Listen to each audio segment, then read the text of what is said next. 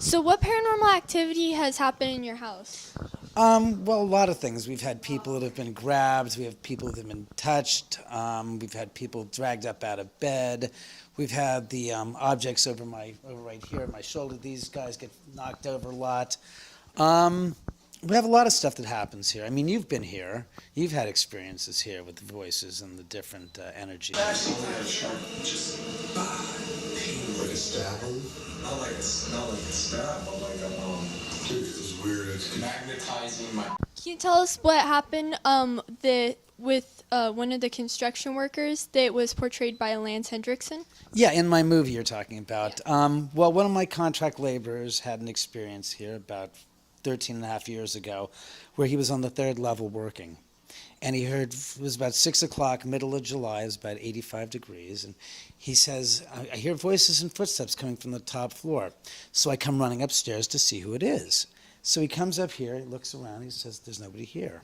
He goes out onto the driveway and takes a look, and there's nothing there. So he goes back downstairs and he starts working, and about 5 minutes later he hears the voices and the footsteps again from the top floor. So he runs upstairs, takes a look, and sees nothing. He says, that's it, I'm out of here. Goes back downstairs and he's packing his bags, and all of a sudden he says he starts hearing footsteps. And they're coming down the staircase, and they're getting louder and louder. So he gets himself into the guest bedroom, at the time just the room, and he has his hammer, and he says they're getting so loud, he says it's almost like they just got to the bottom of the landing. So he comes out and he looks, and he says there's nothing there. And then all of a sudden, he says this ice-cold breeze comes across the back of his neck, and he says the hairs on the back of his neck stood straight up, and he says, adios míos, llame boy, and took off. Translate from Spanish, that means, oh my God, I'm leaving. And he didn't come back for 6 weeks. How did you secure such an iconic actor to be in your movie? Well, Lance is a friend, and I told him about the experiences I was having in the house before I, wrote the movie. And I wrote the movie, and I said, Lance, I would really appreciate it if you would consider doing this part. And he goes, oh, well, I'll try to do my best, Lance. He goes, well, I'll take a look at it. Let me see it, and I'll think about it. Yeah, something, I think I'll do it, as a matter of fact. And the next thing I know is Lance was here for 20 minutes. He shot his scene out, and he spent the next 3.5 hours here with my on-set psychics. So he got a real kick out of the psychics, and he thought the house was great, and just decided, said, this place is cool. I can hang here and talk to these people. They're very down to earth, and that's basically what the whole gig with Lance was. Can you tell us a little bit about your dirt room on the 3rd floor? The earthen wall room. Well, a lot of psychics have been here, including Lisa Williams and James Von Prague and Jackie Barrett, and they've all said, independently of the others, that there's an energy there. They said a Native American on horseback, and apparently he was riding on what's now the driveway, and his horse got spooked. The horse reared up, the horse lost its footing, tumbled down the hill with him on it, and basically crushed him underneath the horse, and the horse died as well. And right where the earthen wall room is where they've got his body, and supposedly in the earth. Let's come back from that for the rest of the show.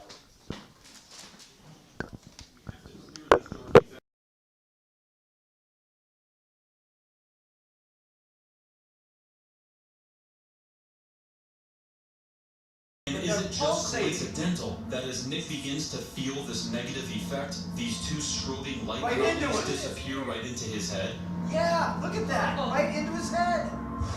Go get him, man. I'm coming down. Yeah, that was the conclusion of the show. As a matter of fact, I want to be able to introduce one of the few people that's actually here from the show, and that's London Moore. London, introduce yourself. This is London. London is the girl that played, this is London who played Sharon Tate. This is the lovely Sharon in the show tonight. So London, Hi. London literally got here 5 minutes ago, so she literally saw that much of herself. Yeah. Tell us, what was your experience like when you were working with the crew on that reenactment? It was a great experience. I've never done anything like this before. I've never even seen Ghost Adventures, but I love horror things, horror films, and I'm really into like the ghost stuff, so it was a lot of fun to be a part of that. And it's a totally new experience for me. So I really enjoyed it. It was a pleasure working with you that Oh, night. It was such a amazing. pleasure, I remember the night that she was here shooting this. I kept feeling when I was watching her shoot this, and she was pregnant with this pregnancy thing, sorry, and blood on this white nightgown. I kept hearing like, this is not good.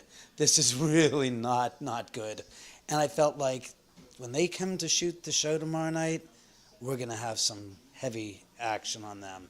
And I think that's exactly what happened. And I told you as well when they came back. You said, "How was it? How was it with Zach?" I said, "No." I said, "It's going to be vicious tomorrow night," and it was. They got waylaid with a lot of energy. And what's interesting from this show is they didn't show half the stuff that I remember seeing them go through, including the dog barking. There was a dog that I said, the guy says, "I got a sound of this," and he said, "Listen to this," and I was like, "Ruff," and it was not anybody that was in the house.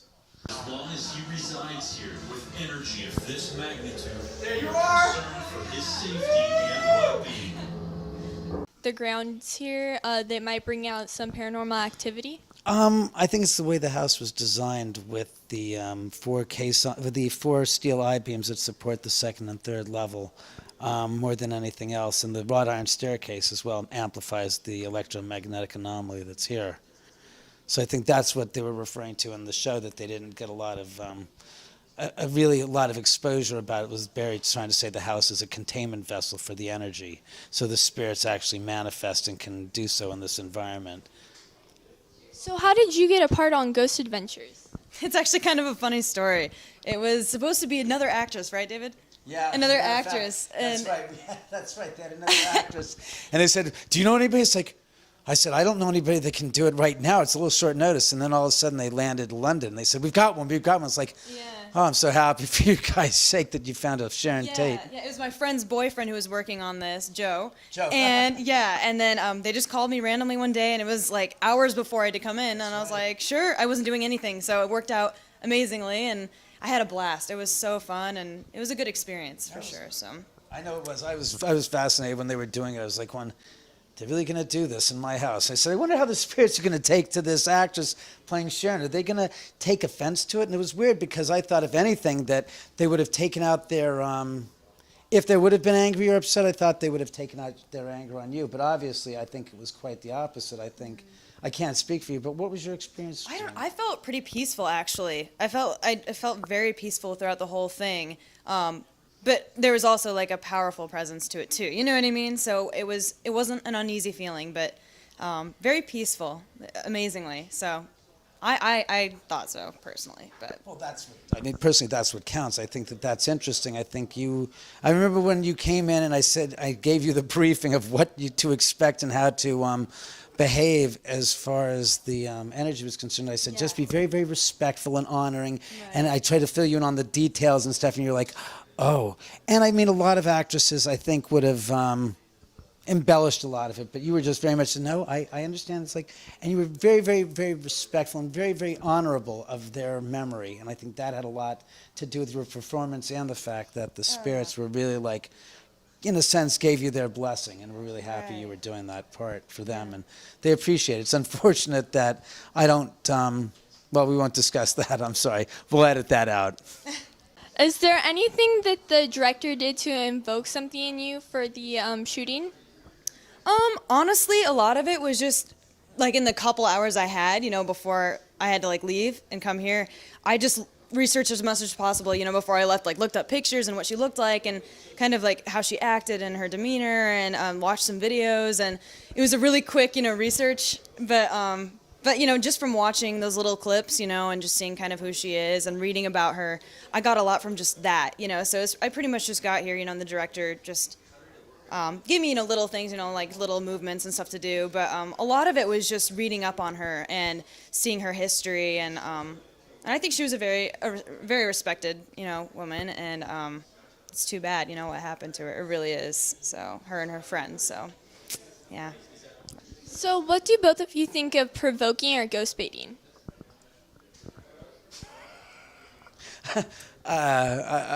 Ladies first. No, go for it. All you. Personally, I don't. I don't believe in anything like that. I think it's as disrespectful when you do it to somebody who's alive, as you would do it to somebody that's dead. It makes no difference. The personality and the character and that energy is still one of somebody that's should be respected in all due respect. I don't think it's something that you do, and if you do it, I think you do it at your own risk and peril. Yeah, I know my family and I feel the exact same way. What about you? I concur. Pretty much the same thing. I think we just need to respect them and their world, I guess. You know what I mean? And yeah, you pretty much said it all. Just it's a total respect thing. And they, especially if they were good people that died good people. You know what I mean? And they were respected when they died, so we should continue to respect them in the world, whatever world they're in now. You know what I mean? So, yeah. I think it's the same exactly. I concur as well. So if you guys could investigate anywhere in the world, where would it be? I really don't know. I don't know. One place that I would like to go to is Lilydale in upstate New York, which I've heard is a very, very interesting. It's a spiritualist community, and Is it? I think it's only open 4 months of the year, but it's supposed to be wildly interesting, and I think that would be fascinating, historically speaking. Yeah. I really don't know. The American Horror Story Murder House? I don't know. Yeah, I'll go with that one. So do either of you have any websites, upcoming interviews, or events you would like to mention? I don't personally. No, just my IMDb, but that's it. So. I'm going to be going to ConCon tomorrow at ConCon 11 with the Constantinos in Santa Paula, California, as a matter of fact. Other than that, just houseattheendofthedrive.com, and of course the YouTube channel, youtube.com/David Oman, where we have the clips from different investigations here. I'm sorry. Well, thank you both for coming on my show. Oh, it was my pleasure, by all My means. pleasure as well. Thank you very much for having us. And I'm Sophia Temporelli, reporting for LiveParanormal.com.